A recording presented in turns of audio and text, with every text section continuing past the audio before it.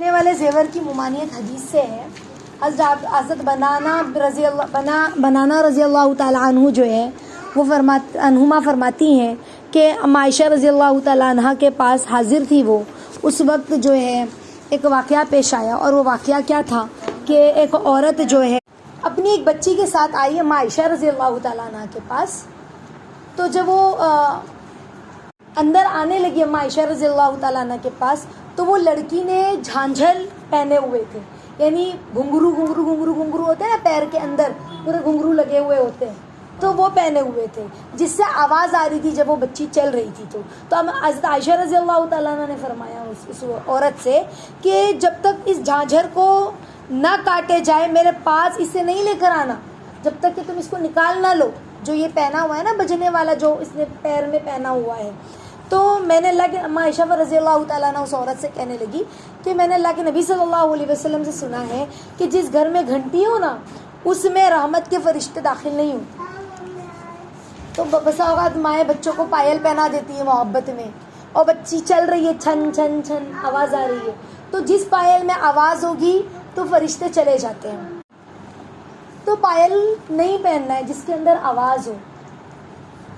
ایک حدیث میں آتا ہے نا، الجرس مزامیر الشیطانی، یعنی گھنٹیاں جو ہے جس میں چھن چھن چھن چھن آواز آتی ہے، سمجھ رہے، وہ شیطان کے باجے ہیں. حدیث میں اللہ کے نبی کیا فرما رہے، گھنٹیاں، صحیح حدیث ہے، شیطان کے باجے ہیں. یعنی یہ شیطان کے باجا کسی کہتے ہیں بجانے والی چیز، تو شیطان کے باجے ہیں. جہاں گھنٹی ہوتی ہے وہاں شیطان ہوتا ہے. تو اگر ہم نے بچی کے پیر میں پائل پہنائی ہے یا خود نے اپنے پیر میں پائل پہنی ہے تو اس کے گھنگرو کو ہم نکال لیں، سمجھ رہے ہیں، اور پھر پائل کی پٹی پہن لیں. لیکن گھنگرو کے ساتھ اگر ہم پائل کی پٹی پہنتے ہیں اور ہمارے پیر سے آواز آتی ہے تو ہمارے ساتھ شیطان ہوگا. جب ہمارے ساتھ شیطان ہوگا تو نیکیوں میں ہمیں آگے بڑھنے نہیں دے گا، گناہ کے کاموں میں ہمیں لگا کے رکھے گا. سمجھ رہے ہیں، وساوس ہمارے دل و دماغ میں آئیں گے.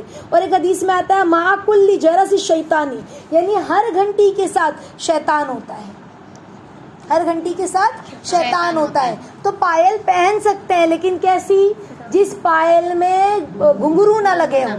گھنگرو ہے تو گھنگرو کو نکال لیں، سمجھ رہے ہیں انشاءاللہ.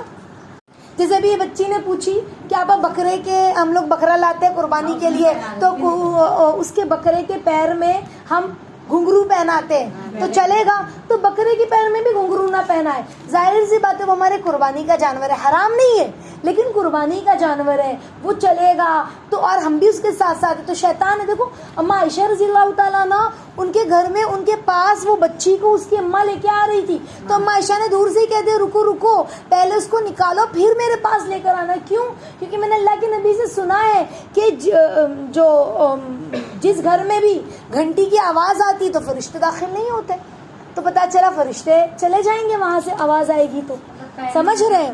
تاکہ کڑا وغیرہ ہے، چوڑی وغیرہ ہے، اس کے اندر گھنگرو لگے ہوئے بھی آج کل نئے سب ہے نا، تو اس کے اندر لٹکن میں بھی اگر گھنگرو لگے ہوئے ہیں تو پھر آواز جو ہے نا، آواز آ رہی ہے نا چھن چھن چھن، تو اس سے فرشتے دور چلے جائیں گے. تو انشاءاللہ بجنے والے زیور کو نہیں پہن